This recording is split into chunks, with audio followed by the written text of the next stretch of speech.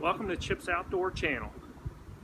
Today I've been challenged by a friend of mine, Sportsman's 101. He's a fellow YouTuber. If you haven't seen his channel, you really ought to go over there and check it out. He's got some good stuff. I love his sense of humor that he puts in his videos.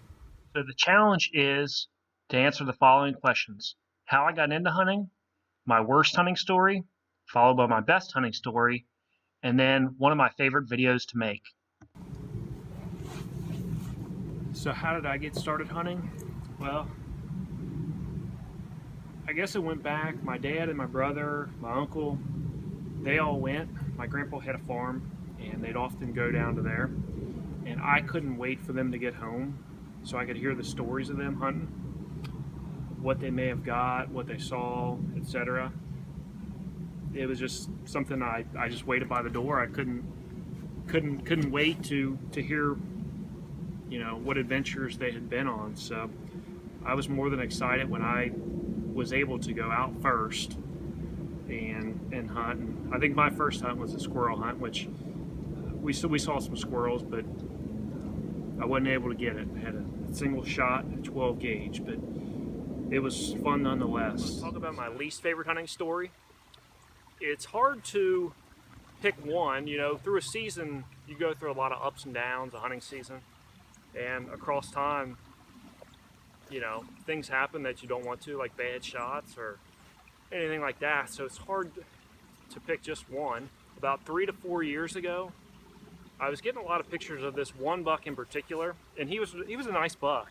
He was real distinct in that when he rubbed his antlers off, he didn't rub a piece of the velvet off the tip of his antler. So it was really easy to figure out, you know, which buck was which when he had that.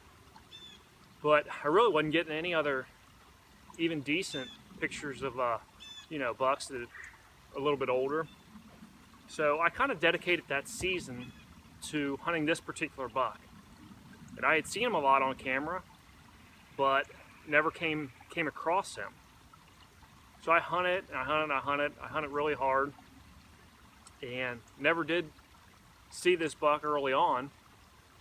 And yeah, that didn't discourage me because it wasn't unusual for that to happen. But come the gun season, I was hoping to come across this buck, and I guess about midway through the season, I wasn't seeing this buck anymore after all those pictures and videos I collected. And I thought something was up. So one day my dad and I went to lunch, and on the way out we saw one of our neighbors. Well, this group of neighbors haven't really been the best.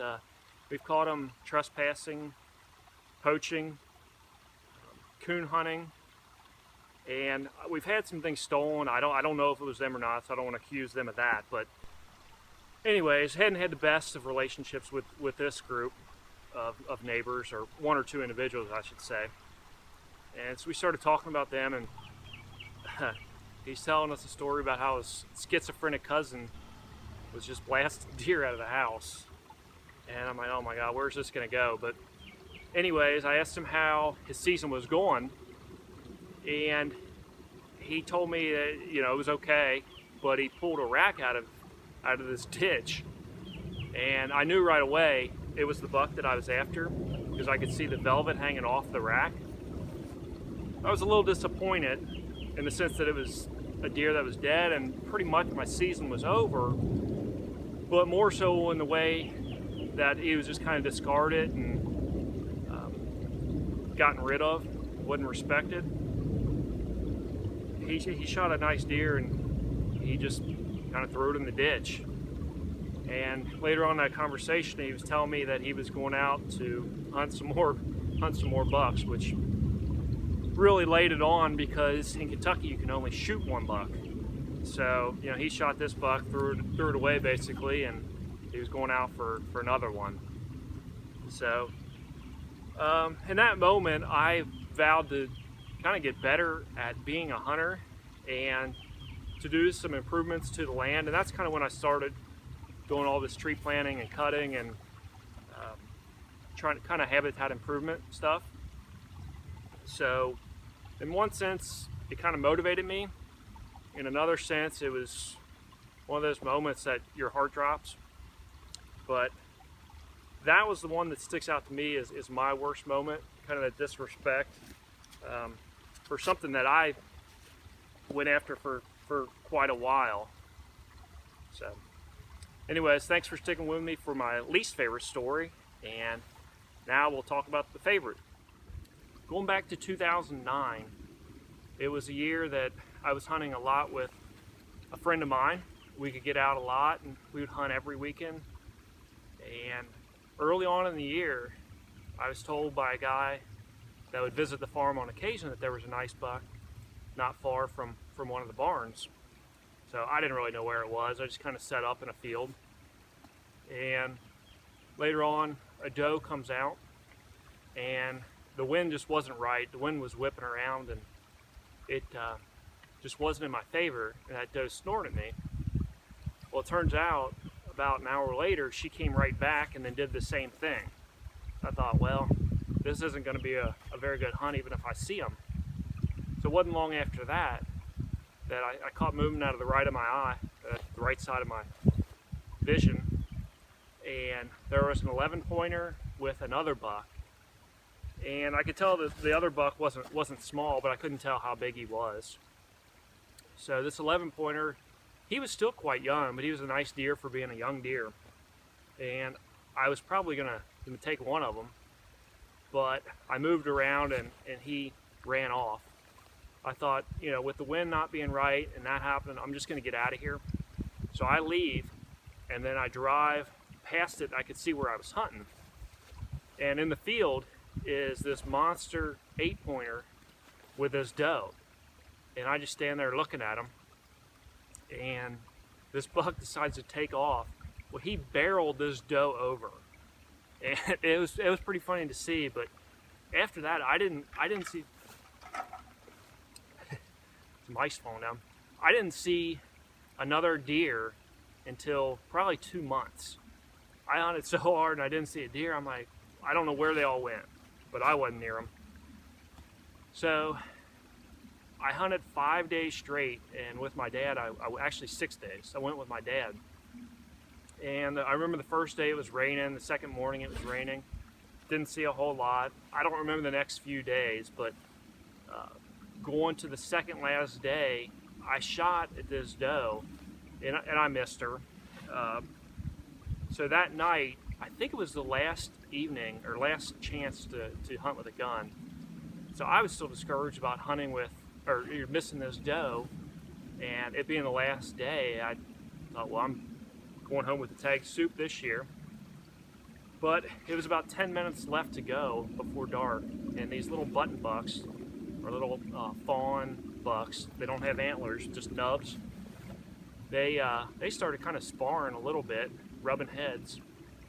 I thought, what the heck do I have to lose? I'll just try to rattle. Well, I rattled, and 5 minutes went by, didn't see much. And then all of a sudden, from the top of the hill through the woods, I saw this buck. And I could see the antlers were tall, but he really didn't have many antlers.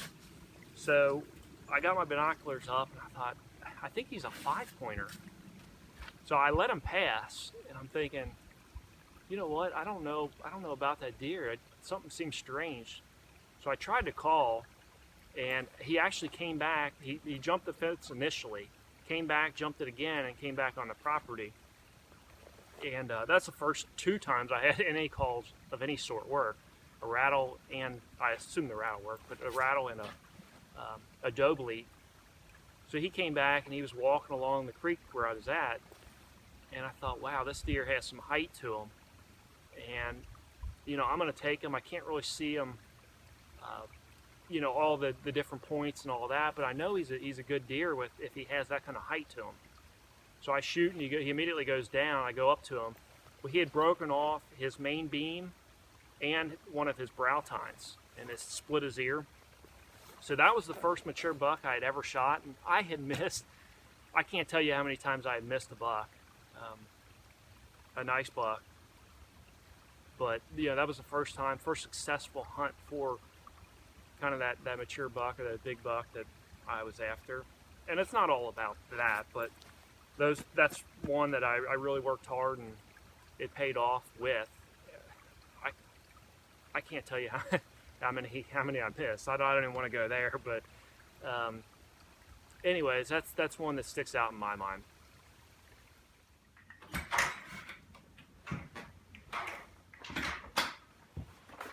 All right, last question. So what is my favorite video that I've made? Well, I'm probably a little bit more critical of my videos than I ought to be. You know, I don't make anything off this. I just kind of have fun doing it. Maybe one day, but I don't have a whole lot of big video equipment, so I would have to say the one that I'm not behind the video, the deer vision video. I was able to just kind of throw some, well, research it, but throw some funny things in there as well, at least things that I thought was funny. But the clown chase, I couldn't keep, I couldn't stop laughing. I'm still laughing about it, but the clown chase in there and some of those other funny stuff. And if you haven't seen that, go check it out. Maybe you'll like it, maybe you won't. I'm not sure, but anyway, that would be my favorite video. So that completes our challenge. Now, I would like to challenge somebody else. Alan Outdoors, if you're watching, I would love to hear your best and worst hunting stories. So hopefully you'll accept this challenge, but if not, I understand. And I look forward to seeing a video if you do decide to do it. So thanks everybody for watching this. If you haven't already done so, please hit that button. Appreciate it.